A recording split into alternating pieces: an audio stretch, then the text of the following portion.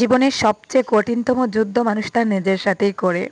জীবনের প্রতিটা মুড়ে মুড়ে ব্যর্থ হয়ে বেঁচে থাকার ইচ্ছা যখন শেষ হয়ে যায়, তবুও মানুষ টিকে থাকার জন্য প্রাণপণ চেষ্টা করে। ভালোবাসা, আবেগ, অনুভূতি, মায়া, ভালো থাকাকে বিসর্জন দিয়ে মানুষ তার মনের বিরুদ্ধে গিয়ে নিজেকে কষ্ট দেয়, কত কিছু সহ্য করে যায়। হতাশা, ক্লান্তি, অবসাদ, কত শত রোগ নিয়েও মানুষ দিব্যি বেঁচে থাকার জন্য লড়াই করে।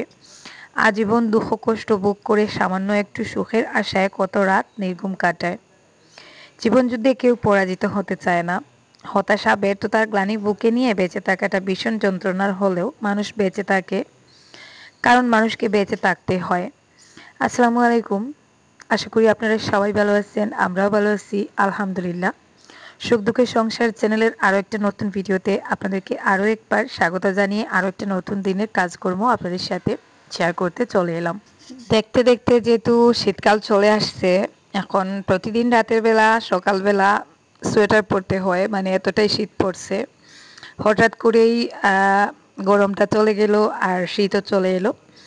তো এখন তো আবার শীতের সবজি টুকটাক লাগাতে হচ্ছে, যদিও আমি আগাম চেষ্টা করেছিলাম কিন্তু হয় নাই। কিন্তু এখন তো সবজি লাগানোরই মৌসুম। তো আমি জুবাইরকে নিয়ে চলে আসছি। প্রতিদিন একসাথে অনেকটা কাজ করতে পারি না, একটু একটু করে। আজকে এই কাজটা করলে কালকের জন্য আরেকটা কাজ রাখি, মানে একটা না যে একটা কাজ পর আরেকটা করব, একটার পর আরেকটা করব, এরকম কাজ করার শক্তি বা সামর্থ্য এখন কোনোটাই আমার নেই, যেহেতু আমিও নিজে একজন পেশেন্ট। আর 12 মাসই অসুস্থ পেশেন্ট আমাকে বললেই চলে। তো আজকে আমি আসছি কিছু লাল শাকের বীজ লাগানোর জন্য। গত দিন আমি কিছু গোবর কালেক্ট করছি, আপনারা দেখছেন, কিছু গোবর কিনে বাসায় আনছি। তো এখন এখানে মাটিটা খুঁড়ে একটু গোবর সার মিক্স করলাম। গোবর সার মিক্স করে মাটিটা পুরোপুরি রেডি করে কিছু লাল শাকের বীজ লাগিয়ে দিচ্ছি। আসলে এই লাল শাকটা আমি এর আগেও চিনতাম না, কিন্তু বাংলাদেশে যখন আমি প্রথমবার গিয়েছিলাম তখন আহ, মাঠে আর কি জমির মধ্যে লাল শাক লাগানো অবস্থায় দেখছিলাম। ওখানে আমি লাল শাক খেয়েও ছিলাম। তো আমার কাছে ভালোই লাগছিল। আর আমাদের এদিকে সচরাচর কেউ লাল শাক চিনে না, এমনকি অনেকে লাল শাক সচরাচর কেউ লাল শাক লাগায় না, এমনকি অনেকে চিনেনও না। তো আমার কাছে ভালো লাগছে তাই আমি চেষ্টা করি। বাজারে কিছু কিছু বীজের দোকানে লাল শাকের বীজ চাইলে মানে কিনতে পাওয়া যায়। তো আমি গতবারও চেষ্টা করছিলাম, হয়নি, সামান্য কিছু হয়েছিল। তো এইবার ভাবলাম একটু বেশি করে লাগিয়ে দেখি কেমন হয়। তো আমি অর্ধেক প্যাকেট লাগিয়েছি, অর্ধেক প্যাকেট রেখে দিয়েছি আহ, জুড়িতে লাগানোর জন্য। আর মাটিতে কিছুটা লাগিয়ে দিলাম, দেখা যাক শেষমেশ হয় কি না। তো আমার কাছে কিন্তু খুবই ভালো লাগে। আর এই লাল শাক খেলে নাকি রক্তও বেড়ে যায়। তো যেহেতু লাল শাকের উপকার আছে, তাই আর একটু আর কি মনোযোগ সহকারেই চেষ্টা করি লাল শাক গাছ লাগানোর বা গাছ হলে সেগুলোতে পরিচর্যা করার। তো এদিকে আরিয়ানের বাবা সকালে উঠে উনি ওনার কাজ নিয়ে ব্যস্ত। আমি সবজি টবজি লাগাই, উনি ওইসবে তেমন একটা দাঁড়েন না। তো আমরা সামনে যে গার্ডেনটা করছিলাম ছোটো, ওখানে কিছু আগাছা হয়ে গেছে, আগাছাগুলো উনি উঠিয়ে উঠিয়ে ফেলে দিচ্ছেন। তো যাই হোক, ওই কাজগুলো আমার দ্বারা করা সম্ভব হয় না। তো চলে আসলাম রান্নাবান্না করার জন্য। ফ্রিজে কিছু পাবদা মাছ ছিল, পাবদা মাছগুলো বের করে একটু সময় পানিতে ভিজিয়ে রাখছিলাম, বরফ বেঁধে গিয়েছিল। তো এখনও একটু একটু বরফ রয়েছে। তো আমি ফুলকপিটা আগে কেটে নিলাম, আর এর মধ্যে মাছ থেকে বরফটাও ছেড়ে দিছে। এখন আমি মাছগুলো কেটে নিব। রাতে অলকপি দিয়ে মাছ একসাথে করে রান্না করছিলাম, এখন ফুলকপি দিয়ে মাছ রান্না করব, মানে মাছ দিয়ে ফুলকপি আর কি।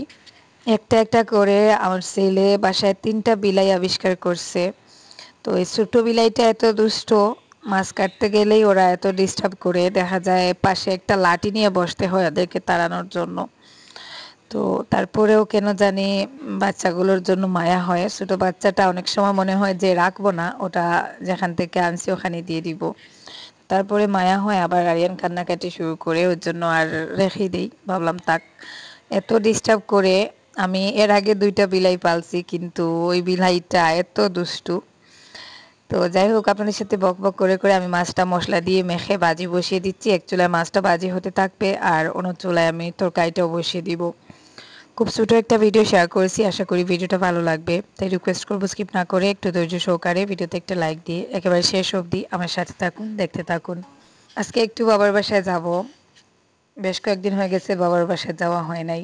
আমি যেহেতু আগে মাসে ২-৩ বার বাবার বাসায় যেতাম, তো এখন প্রায় ১ মাসের মতন হয়ে গেছে বাবার বাসায় যাইনি। তো আজকে ভাবছি চলে যাব। আর আমার একটা ভাইপো হসপিটালে আইসিইউতে অ্যাডমিট ছিল, আপনারা হয়তো দেখছেন। তো ওর কথা আপনাদেরকে আর বলা হয় নাই। ওই যে সেদিন আমি হসপিটালে গিয়ে আপনাদেরকে দেখিয়েছিলাম। তারপরে আর প্রসঙ্গ আসেও নাই, বলা হয় নাই। তো ওকে হসপিটাল থেকে এখন ছাড়িয়ে বাড়িতে নিয়ে আসছেন। ওকে দেখার জন্য স্পেশালি যাচ্ছি সেজন্য, আর সেই সাথে বাবা মাকে তো দেখা হয়ে যাবে। আর বাবার বাড়ির মাটির জন্য আসলে আলাদা একটা টান থাকে। কয়েকদিন না গেলে মনে হয় যে বাবার বাড়ির মাটিগুলো টানছে আমাকে। তো যাই হোক, আমার রান্নাবান্নাও চলতেছে আর আমি এদিকে বাইরে ওদের সাথে একটু দুষ্টামি করতেছি। এই যে দেখুন একজন মোটামুটি এখন একটু বড় হয়েছেন, আর এই যে দেখুন দুষ্টু সেই পিচ্চিটা। তো যাই হোক, এখন করে গিয়ে খাবার দাবার শেষ করে রেডি হয়ে বেরিয়ে পড়ব। বাবার বাড়িতে যেতে আমার তেমন অসুবিধা হয় না। আমার বাড়ি থেকে বাবার বাড়ি বেশি দূরে নয়, গাড়িতে করে যেতে মাত্র 10 মিনিট লাগে। তো আমার ভাইপো যেহেতু গাড়ি আছে, ও গাড়ি চালায়, মানে ওকে ফোন করলে ও সাথে সাথেই চলে আসে আমাকে নেওয়ার জন্য। আজকে ওকে ফোন করছিলাম, রান্নাবান্না খাওয়া দাওয়া শেষ করে তারপরে ওকে ফোন করছি, ওর সাথে সাথেই চলে আসছে। আমি তাড়াহুড়ো করে রেডি হয়ে বেরিয়ে পড়ছি। তো যেহেতু আমার শ্বশুর শাশুড়ি মা এখন আমাদের বাসায়, তো আমি রান্নাবান্না করে রেখে যাচ্ছি। শিফা শুধু দুপুরবেলা আর কি সার্ভ করে দিবে, তেমন অসুবিধা হবে না। তো এখানে এসে আবার ওরা চা আনছে। তো আমি যেহেতু লিকার চা খাই, তো আমি আসলে ওরা আমাকে লিকার চা করে দেয়, আদা দিয়ে লিকার চা করে দিছে। তারপরে আবার এই যে কর্নফ্লেক্স দিছে। তো যাই হোক, খাওয়া দাওয়া শেষ করে মানে নাস্তার পর্ব শেষ করে এখন একটু বাইরের দিকে বের হলাম। বাবার বাসায় আসতে আসতে প্রায় ১২টা বেজে গিয়েছিল। তারপরে এখন প্রায় ১:৩০-২টা ওরকম বেজে গেছে। কারণ এতক্ষণ আমি এই মায়ের খাটের মধ্যে শুয়ে শুয়ে সবাই জমা হয়েছেন, গল্পগুজব করছিলাম। তারপরে ক্যামেরাটা হাতে নিয়ে একটু বাইরের দিকে বেরিয়েছি। এখন বাড়ির চারপাশটা ঘুরে ঘুরে দেখব। আর এই যে দেখুন আমাদের সেই অসুস্থ পেশেন্ট যিনি হসপিটালে অ্যাডমিট ছিলেন, এই যে দেখুন জাকারিয়া ওর নাম। তো পেটটা এখনো অনেক মোটা। তো ওকে হসপিটাল থেকে ওরা ডিসচার্জ করে দিছে, এমআরআই দিছে, আরও কিছু কিছু টেস্ট দিছে। টেস্টগুলো করার পরে মানে বাড়ি থেকে গিয়ে আর কি করবে। তো যাই হোক, ও এখন মোটামুটি ভালো আছে আগের তুলনায়। আর এই যে আমাদের উঠানের উপর একটা বেল গাছ, বেল গাছে এই বছরও মাসাল্লাহ প্রতি বছরের মতন অনেক বেল হয়েছে। তো এই যে আমার বাবার বাড়ি, এটা তো আপনারা অনেক ভিডিওতে দেখছেন, নতুন করে দেখানোর কিছু নেই। তো আমি এখন একটু ধান ক্ষেতের ওইদিকে যাব, কারণ এখন মনে হয় ধান পাকা শুরু করছে। আমাদের আশেপাশে কিন্তু কোনো ধানের জমি নেই, তাই কখন ধান পাকছে কখন ধান লাগানো হচ্ছে ওসব আসলে চাইলেও দেখা যায় না। এখানে দেখুন মা সুপারির মালা এরকম গিতে গিতে দিচ্ছেন। আমাদের গ্রামের বাড়িতে কিন্তু এভাবে সুপারির মালা গিতে দেওয়া হয়। তো বিকালের দিকে আমি একটু আসছি ধানের জমির ওইদিকে। চারদিকে শুধু সোনালি রং দেখা যাচ্ছে, মানে পাকা ধান। চারদিকে শুধু পাকা ধান আর পাকা ধান। বাচ্চা কাচ্চা এখানে জমা হয়ে খেলাধুলা শুরু করে দিছে। আর এই যে দেখুন ধান, এখানে বিন্নি ধান, মানে আমরা যেটা বিরুন বলি সিলেটিরা। তো এখানে বিরুন ধান লাগানো হয়েছে, সব কটা ধান পেকে গেছে, হয়তো আরো হাতে গোনা কয়েকদিন পর ধান কাটা শুরু হয়ে যাবে। কিছু কিছু জায়গায় অলরেডি ধান কাটা শুরু হয়ে গেছে। তো আমাদের এদিকে এখনো ধান কাটা শুরু হয় নাই, কারণ এখনো ধানটা পুরোপুরি পাকে নাই, কিছুটা আধ পাকা রয়েছে। তো আরো কিছুদিন হয়তো সময় লাগবে, ৫-৭ দিন চলে গেলে ধানটা কাটার উপযুক্ত হয়ে যাবে। আর যাই হোক, আমি এর মধ্যে খাবারে ডাক পড়লো, চলে আসলাম। আমি গিয়েছিলাম ধান ক্ষেতের ওইদিকে। তো এখন যেহেতু খাবারে ডাক পড়ছে, ভাবি বারবার ডাকতেছেন, চলে আসছি। তো এখন খাবার খেয়ে নিব। আমি হঠাৎ করে আসছি, কাউকে জানাই নেই। তো এখানে এসে বলছিলাম শাক রান্না করতে, শুটকি মাছ দিয়ে শাক রান্না করা হয়েছে, সেই সাথে ডিম আছে, আলু আছে, আর কচু দিয়ে মাছ রান্না করা হয়েছে। তো আমি ১ পিস ডিম নিলাম আর ১ পিস আলু নিলাম। খাওয়া দাওয়া শেষ করে আবারও আমাদের বাড়ির পশ্চিম দিকে, মানে পুকুরের সাইড দিকে, ওই দিকে বেরিয়েছি। তো এদিকেও ধান লাগানো, আর এখানে টুকটাক কিছু সবজি চাষ করা হয়েছে। এই যে দেখুন এখানে কি সুন্দর সুন্দর লাই শাকের গাছ। তো আমার বাবার বাড়ির ওই দিকের যে মাটিগুলো আছে ওই মাটিগুলো সবজি চাষের জন্য একেবারে উপযুক্ত। যে কোনো ধরনের সবজি লাগিয়ে রাখলেই হয়ে যায়, তেমন কোনো যত্ন করতে হয় না। যেহেতু জমির মাটিগুলো দোআঁশ মাটি, দোআঁশ মাটিতে সবজি চাষ ভালো হয়। এই যে দেখুন লাই শাকের গাছগুলোর গোড়ায় তেমন কোনো গোবর সারও নেই, তারপরেও কি সুন্দর সুন্দর কালো কালো পাতাগুলো হয়ে গেছে, মানে সবুজ হতে হতে পাতাগুলোতে একটু কালচে কালচে ভাব চলে আসছে। কত সুন্দর পাতাগুলোর কালার। আর গাছগুলো দেখুন অনেকটা বড় বড় সাইজের। তো এখনো জমিতে সবজি চাষ করা হয় নাই, জমিতে সবজি চাষ করা হবে ধান কাটার পরে। আর এখানে পুকুরের সাইডে আর কি একটা উঁচু জমি আছে, ওখানে একটু আগাম সবজি চাষ করা হয়। আর আমাদের এখানে যেহেতু ধান চাষ সবজি চাষ করা হয়, তো বাড়ির বউরা আবার খুব ব্যস্ত থাকেন। এই যে আমার ভাবি ভাবি প্লাস আমার চাচাতো বোন, তো উনি হচ্ছে ফরাসের গাছে মাটি উঠিয়ে দিচ্ছেন। আর এই যে আমাদের ছোট সেই গ্রামটা, এখান থেকে আমি ভিউটা আপনাদেরকে দেখাচ্ছি। এটা হচ্ছে আমাদের বাড়ি। আর এই আমাদের বাড়ির পূব সাইড দিয়ে আরও কয়েকটা লাগাতার বাড়ি আছে। আর অতটাও ঘনবসতি না, একটু পাতলা বসতি। দেখতেই পাচ্ছেন চারদিকে শুধু ধান আর ধান, মানে চারদিকে ধানের জমি। আর মধ্যেই হচ্ছে আমাদের বাড়ির ওই লাইনটা, এখানে এক লাইনে কয়েকটা বাড়ি আছে, কয়েকটা ফ্যামিলি আছে আর কি। তো যাই হোক এখানে মা মেয়ে ছেলে সবাই কাজ করতেছেন। ওই যে দেখুন মেয়ে এখানে ধনিয়ার পাতা উঠাচ্ছে, আর এই যে দেখুন ছেলে আবার চলে আসছে কোদাল নিয়ে। মানে আমাদের এখানকার আমার বাবার বাড়ির বাচ্চাগুলো মাশাল্লাহ অনেকটা লক্ষ্মী, ওরা অনেক কাজ করে। তো এখানে ধানগুলো দেখা যাচ্ছে অনেকটা কাঁচা। আর এই যে দেখুন কয়েকটা হাঁসগুলো আমার বাবির। তো কি সুন্দর সারি বেঁধে হাঁটতেছে, আর যখন কাউকে না দেখে তখন ধানে টুট দেয়, মানে ধান খেতে চায়। আমি একটু প্রকৃতি প্রেমী। আর্টিফিশিয়াল সৌন্দর্য থেকে আমার এই ন্যাচারাল সৌন্দর্যগুলোই বেশি ভালো লাগে।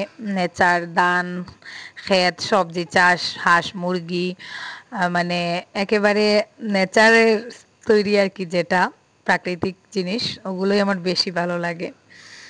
তো যাই হোক ঘুরে ঘুরে ওই দিকটা দেখলাম, আবারও বাড়িতে চলে আসছি। আরিয়ানকে বলতেছি রেডি হতে, কারণ আমরা তো চলে যাব, এখানে থাকলে চলবে না। দুপুরে রান্নাবান্না সেরে আসছি, রাতের বেলা আবার গিয়ে রান্নাবান্না করতে হবে, যেহেতু শ্বশুর শাশুড়ি মা আছেন। আর আমার ছেলে তার নানার বাড়িতে আসলে যেতে চায় না, তার রহস্যটা আপনারা দেখুন। এখানে আসলে ও অনেকগুলো বাচ্চা কাচ্চা পায় ওর সমবয়সী, আর ওদের সাথে খেলাধুলায় এতটা মেতে উঠে, বাড়িতে যেহেতু কোনো বাচ্চা পায় না, তো ওই জন্য এখানে আসলে যেতে চায় না। আর ওই যে দেখুন জাকারিয়া, ও এখনো ঠিকঠাকভাবে হাঁটতেই পারে না, হাঁটতে সময় মাথা মানে এরকম উল্টাপাল্টা করে দেখুন। তো যাই হোক আমি গাড়ি আসতে একটু লেট করছে, আমার ভাইপো বাইরে চলে গেছে গাড়ি নিয়ে, ও আসতে একটু লেট করবে, তাই আমি আমাদের ঘরের ওই সাইড দিয়ে নেমে আবারও ধান ক্ষেতের ওখানে আসছিলাম কিছু সেলফি নেওয়ার জন্য। তো ধানগুলো পাকা, মাঠের মধ্যে পাকা ধান দেখলে আমার আবার মন উলট পালট হয়ে যায়, এত ভালো লাগে। এই ভিউগুলো আসলে আমি খুব মিস করি, কারণ আমি ছোটবেলা থেকে এরকম একটা চাষবাসের পরিবারেই বড় হয়েছি, যেখানে সবজি চাষ, ধান চাষ মৌসুমে মৌসুমে, মানে সব ধরনের চাষাবাদ করা হতো। আর এখন আমি যে পরিবেশে থাকি ওই পরিবেশে আসলে সেরকম না। আশেপাশে ধান চাষও নেই আমাদের, ধান চাষ আমরা করিও না। তো টুকটাক সবজি চাষ আমি নিজের ইচ্ছায় করি বাসায়। তো আপনারা অনেকেই বলেন যে আপু তুমি অসুস্থতায় এত বড় বড় কোদাল নিয়ে এভাবে মাটি কিভাবে কাটো, তোমার কি কষ্ট হয় না? তো আসলে কি করব, অসুস্থতা তো আমার লেগেই আছে। আমি যে হঠাৎ অসুস্থ হই এরকমটা না, অসুস্থতা আমার যেহেতু লেগেই আছে, আমি একজন 12 মাসই অসুস্থ পেশেন্ট। তা শুয়ে থাকলে তো চলবে না, কাজ আমাকে করতেই হবে। তো সেজন্য বললাম আসলে চাইলেও ওইভাবে বেঁচে থাকতে হয়। তো যাই হোক আমরা সন্ধ্যার দিকে মাগরিবের নামাজের শেষে দেখুন বাসায় যাচ্ছি। আরিয়ান ও নানিকে একটু আদর দিই, আমার ওর নানিকে ছেড়ে যেতে মনে হয় ওর খুব কষ্ট হয়, আর নানিরও চোখে যেমন পানি চলে আসে এরকম একটা অবস্থা। তো শেষমেশ নানার কাছে বিদায় নিতে আসছেন। তো যাই হোক আজকের মতো এ পর্যন্ত। আপনারা সবাই ভালো থাকুন, সুস্থ থাকুন। আল্লাহ হাফেজ, আসসালামু আলাইকুম।